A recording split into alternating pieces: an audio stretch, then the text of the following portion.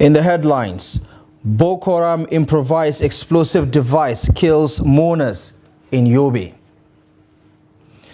Police in Imo deny arresting NLC President Joe Ajaero. Nigerian Senate confirms Chira as Auditor General and 7 new resident electoral commissioners. On the foreign scene, Gaza suffers another communication blackout amid Israeli bombardment. Hello there, good evening and welcome to the news update on Trust TV. I'm Abdullahi Ahmed.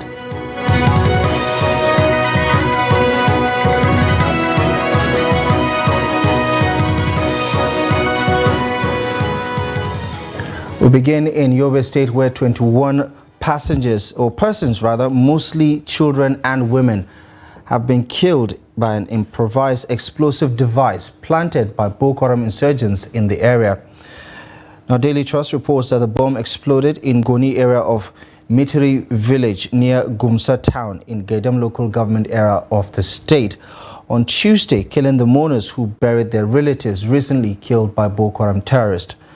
Now, the tricycle conveying some of the mourners hit the IED, leading to a loud explosion in the area. A source in Gaidam who spoke anonymously says the victims were returning from a burial ceremony when the tragedy happened. Another source says 21 persons have been confirmed dead, while 4 others sustained various degrees of injuries and are receiving treatment in the village. The tricycle was loaded with 30 persons on a return trip to the villages from the burial rite. Now, confirming the incident, the Public Relations Officer of Yobe State Police Command, DSP Dungus Abdul Karim, said 21 persons have been confirmed dead on Monday, while at least 20 others were killed as a result of the IED explosion in Gaidam local government area of the state. To Imo State now, where the State Police Command has denied arresting the president of the Nigeria Labour Congress, Joe Ajaero, saying the NLC president is in police protective custody. The NLC Secretariat had earlier reported the arrest of the president of the Nigeria Labour Congress by the Imo State Police Command at the Secretariat of the NLC in Imo State ahead of a planned statewide protest. According to a police source, the police arrested Ajaero for disobeying an existing court order by the National Industrial Court, restraining the NLC and the TUC from carrying out any protest in Imo State. The national leadership of the Nigeria Labour Congress, led by Joe Ajaero, had planned to embark on a protest over workers' salaries, pensions and alleged sack of workers by the Imo State government. Meanwhile, the leadership of the NLC in Imo State has dissociated itself from the proposed Occupy Imo protest, stating that the allegations by the NLC leadership against the state governments are untrue. The police in the state say a fight broke out between members of the Nigeria Labour Congress from ABUJA and some aggrieved members of the NLC Imo State chapter who are angry about the action of the NLC president, leading to the police taking the NLC president away into protective custody for his own safety. Now, the Nigerian Senate has confirmed the appointment of Shaka Chira as the Auditor General of the Federation. The Senate also confirmed the appointment of 7 new resident electoral commissioners of the Independent National Electoral Commission that were earlier nominated by President Bola Ahmed Tinubu. The confirmed nominees include Etekamba Oromorin for Akwa Ibom, Isa Shaka for Edo, Oluwatoyin Babalola for Ekiti, Abubakar Maaji Gombe and Shehu Wahab for Kwara, as well as Aminu Kasimi Idris for Nasarawa and Muhammad Abubakar Sadiq for Niger State. The nominees were confirmed after undergoing screening on the floor of the Nigerian Senate on Wednesday. The remaining 3 other nominees from Rivers, Zamfara and Lagos State were not present for the screening exercise. Now, the confirmed resident electoral commissioners are to serve for a 5-year term each. Elsewhere, residents in Bayelsa State have been hit with heavy downpour, which has inundated houses due to inadequate infrastructure like drainages. The overnight rainfall kept most residents awake, struggling to contain the impact of flood waters from damaging their properties. Trust TV's Friday, ABUJA Peter captures the mood of residents in the aftermath of the flooding.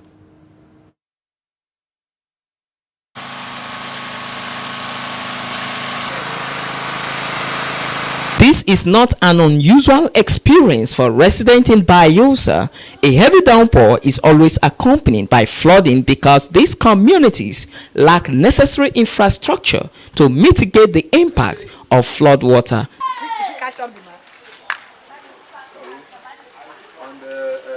Residents have been speaking out on the devastating impact of flooding in their community while calling on the government to address the deficit in infrastructure to protect their livelihood. Now, so as you see the water now for our house, water then full. Inside our room, they all now water. See this my sister place safe now water everywhere for nights now. So we carry chairs then put. So may they help us, may government help us. See how the gutter they full. So as the gutter don't full, they enter people compound. The gutter, the environment are themselves, they need to help us. See how gutter they full everywhere. They will carry foam all long wet finish, nothing day. So now so we stand till they break. The rain when it fall, water can enter house. We call the bed the water since night till this morning.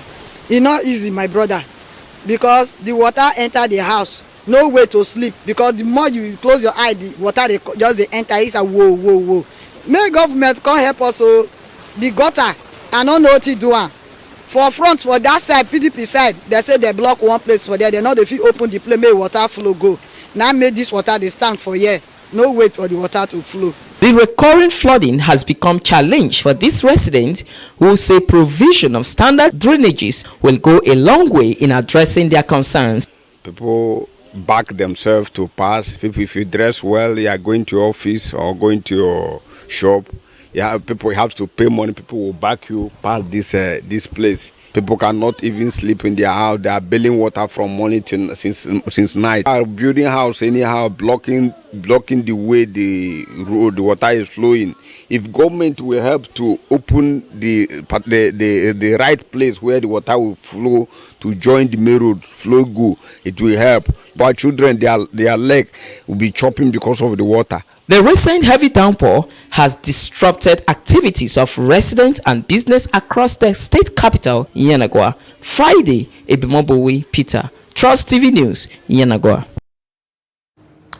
Now, as Nigeria develops its national strategy for the development of statistics, stakeholders have re-echoed the need to focus on climate change data as well as labor statistics in the country.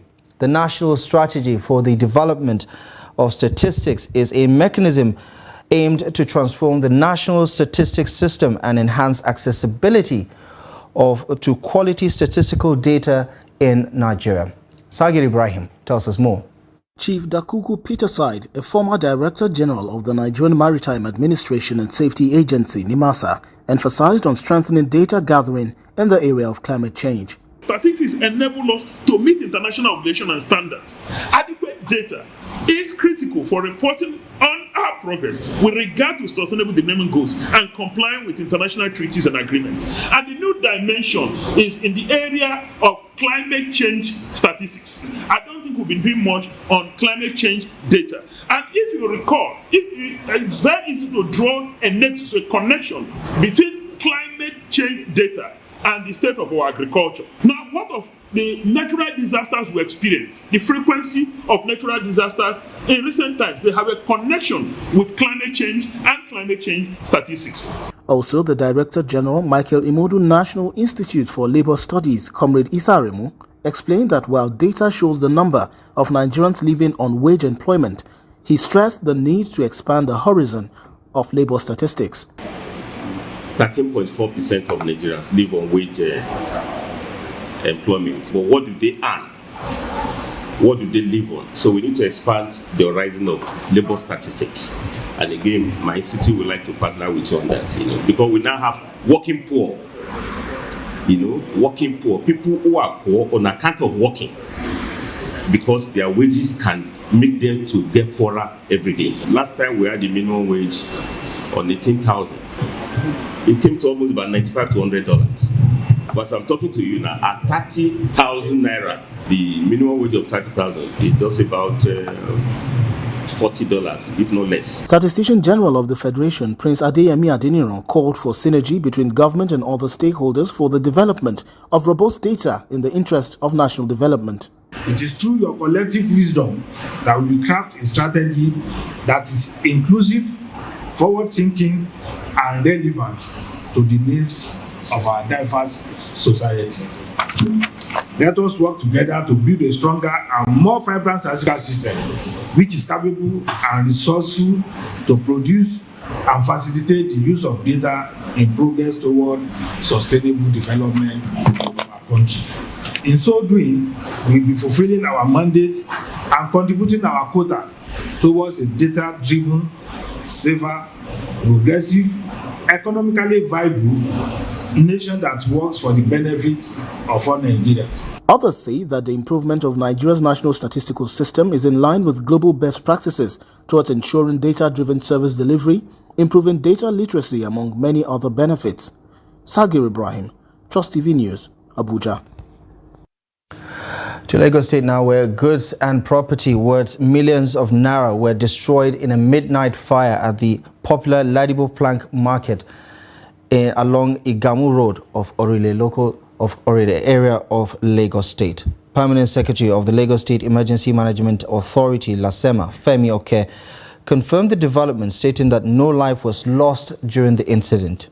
According to Oke, the agency responded to the distress calls and arrived at the scene of the incident to discover that the plank market was being gutted by fire. Although the cause of the fire has yet to be established, eyewitnesses say the fire started around 12:30 midnight in the main market. LASEMA and Lagos State Fire Service, as well as the Federal Fire Service, have successfully tamed the fire after battling it for hours. The Court of Appeal sitting in Abuja has sacked the former governor of Benue State, Gabriel Suswan, from the Nigerian Senate.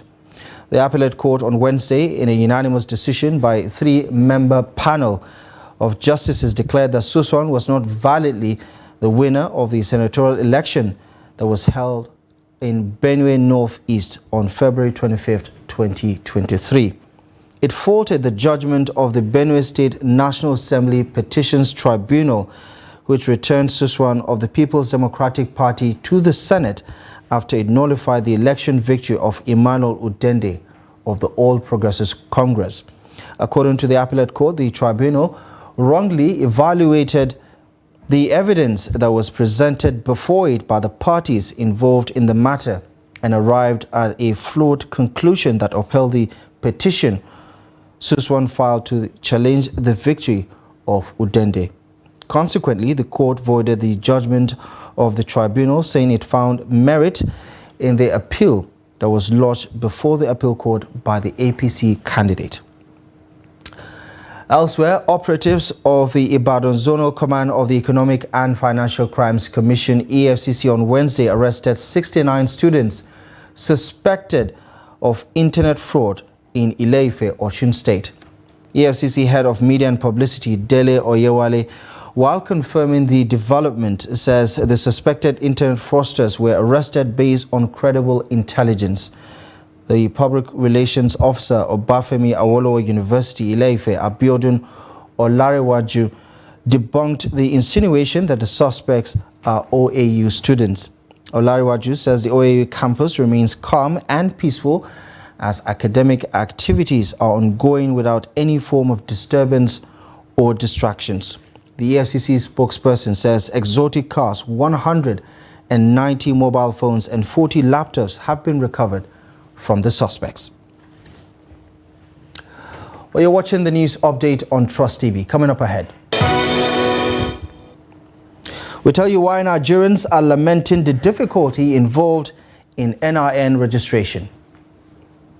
More on this and many other stories coming up ahead after the break.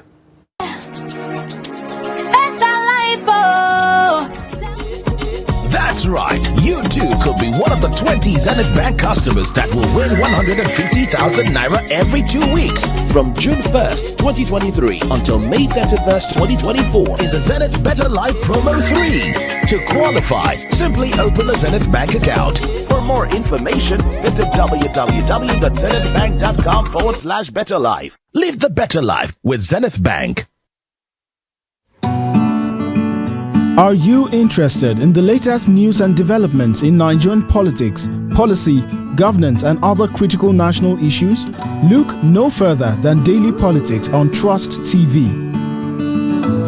Our panel of experts and key people in government provide in-depth analysis and commentary on the biggest stories in Nigerian politics. And 33.3 million Nigerians are suffering from multidimensional poverty. It's a much calmer Buhari than the Buhari who was in the khaki uniform. Naira to Naira X rate is higher anywhere in the world. The Naira is higher than the exchange rate. So you want to... Since central bank governor you're doing, you must do it fast. Number of casualties we have had, we shouldn't have had. Security as far as Nigeria is concerned, we have wronged. From the inner workings of government to the latest on legislation, rule of law, implementation, and democracy, we have you covered. Don't miss out on the latest political news and discussion. Tune in to Daily Politics, weekdays on Trust TV, your source for reliable and unbiased coverage of Nigerian politics.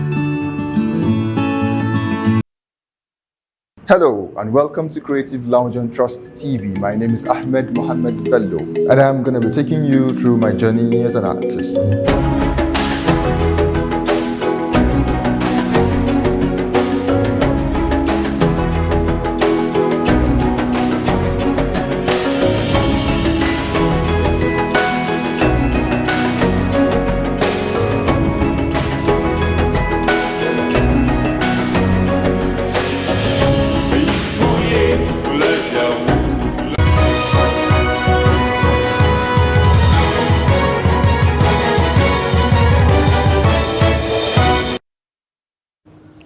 Welcome back to the news. Here's a quick reminder of our top stories. Boko Haram improvised explosive device kills 21 mourners in Yobe. Police in Imo debunk and deny arresting NLC President Joe Ajero.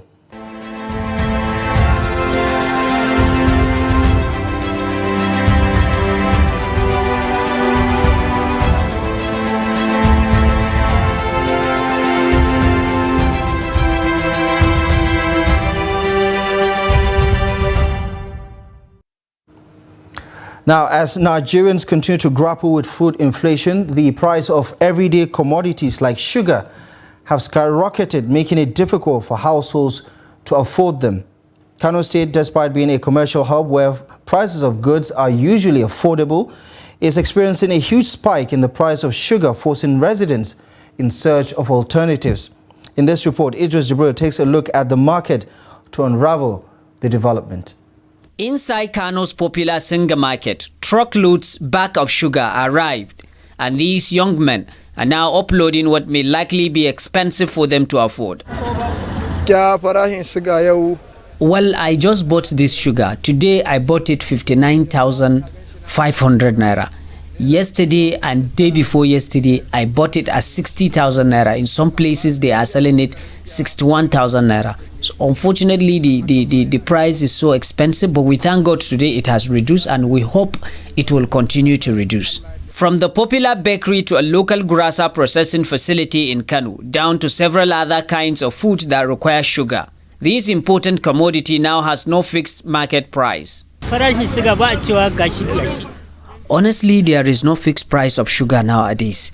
You go to the market today, you buy it at 60,000 naira or 61,000 naira. If you go back tomorrow, it will be another thing. So the price is actually fluctuating on daily basis. According to the traders, over 90% of sugar consumed in Nigeria is imported. And with the effect of drought in India's top sugar grower, the level of production has drastically reduced, leading to high costs of sugar across the globe. You know, most of the sugar we consume in Nigeria is imported. The factories we have, Dangote and ABUJA sugar factories, cannot produce enough sugar for us to consume in this country. Hence, the price is always very expensive, especially nowadays. And we know that India is the top grower, and India is also facing drought. So there is no way we can import sugar from that place. Even if we are importing, the level of production has drastically reduced in India. Although all attempts to speak with the major dealers of this commodity in Kano was not successful.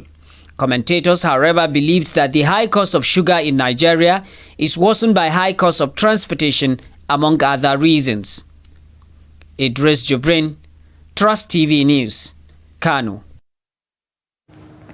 Now, despite the federal government's commitment to fast-tracking a seamless process for acquiring the national identification number, the bottlenecks still persist as applicants wait in agony due to connectivity challenges. The NIN has become central to documentation processes in Nigeria today, with various applications requiring citizens to provide the number for data management. So why are these technical challenges persisting? Trust TV News finds out in this report. On paper, the process is designed to be seamless and time-effective, but the reality is different. Registering for NIN has become difficult and time-consuming. Despite years of operational experience, the National Identity Management Commission is still struggling to provide a smooth process that guarantees efficiency without the usual hassle. Sharifat Abbas Tayo is an SS3 student who needs her NIN to register for the upcoming WAEC examination. She has so far missed 3 days of school, visiting the Kubwa Center for the registration without much progress. Since I've been here since last week, it's either the same network or we came late or the people here are rude. And anytime we be here, we come by maybe 6 o'clock to ask us to go 2 o'clock when we didn't even do anything. Network is always the problem and we just don't know what to do. Like, I've been here since last 2 weeks. Like, the whole situation is just getting tiring and boring. And I need the name for my WAEC and the registration is fast approaching and it's almost ending. So I just think that the government should just try and make things easier for us because it's just frustrating. So some of us have been here since last week, even yesterday, they couldn't even attend to us. In explaining the challenges responsible for the delay, the Commission staff who spoke off camera say the difficulty is related to network challenges linked to the database which hinders the smooth processes. Other applicants at the Kubwa Center lamented the inability of the Commission to overcome the challenges and guarantee a speedy and effective registration. These 3 days now, I've been staying here since Monday. Every time they will tell me come on early in the morning and write my name. And if I come and write my name, at the end of the day, they will tell you network is not around. So I've listened a lot. I don't know what to do, and they say the system is down. There's no network. So if it is possible for them to call our international personnel to come and fix this network, so that we can make use of this network. Since our graduates that study networking cannot fix it, they don't call somebody internationally to come and fix this thing. We have been passing through this thing. So people are facing a lot of challenges in the bank, but no way to access their money. The situation in Abuja is reflective of a national phenomenon where many Nigerians are encumbered by a system that is important to national development but remains unnecessarily tedious. However, if the current repositioning of Nigeria's Interior Ministry under Olubunmi Tunji-Ojo is anything to go by, it may not be long before this challenge is surmounted. But for these applicants, the waiting game continues. Let's take a look at developments on the international scene now. Israel has cut Gaza's telecommunication and internet services for a second time, despite humanitarian aid agencies warning that such blackouts severely disrupts their work in an already dire situation in the war-torn Palestinian enclave. Telecom provider Paltel reported a complete disruption of communication services in Gaza on Wednesday morning. The disruption comes after Israel imposed a near-complete communications blackout on Gaza from Friday to Sunday that lasted close to 36 hours. In a statement, the Palestinian Ministry of Communications appealed to neighboring Egypt to operate communication stations near the Gaza border and activate roaming services on Egyptian networks, stressing that the critical humanitarian situation cannot bear the loss of communication any longer.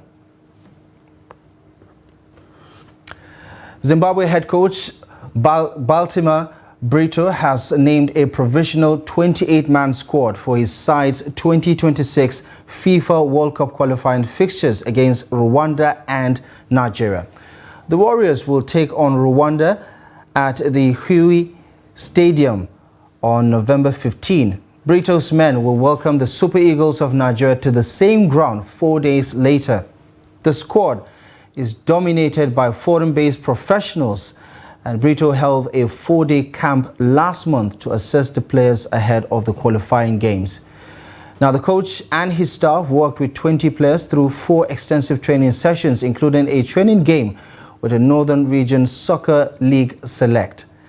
Now, Zimbabwe have never played at the FIFA World Cup. Well, that's it on the news at this hour. We'll check back later at 9 o'clock for today's news hour. But for now, feel free to follow us across our social media platforms to catch up with more of our contents, and you can visit trusttv.com for the latest news. My name is Abdullahi Ahmed. Thank you for watching.